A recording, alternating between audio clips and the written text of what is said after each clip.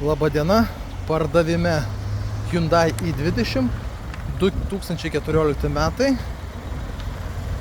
Labai gražus, nesurūdėjęs, tvarkingas, ekonomiškas automobiliukas su mechaninė greičių dėže, 1.1 litražo.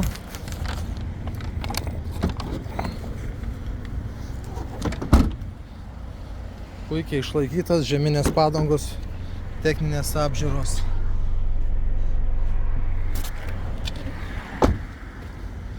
Kuro sąnaudos 3,6 litro. Rida 237 tūkstančiai. Viskas veikia. Jokių defektėlių. 3 cilindrai, varikliukas dirba labai gražiai, neplauta, nevalyta.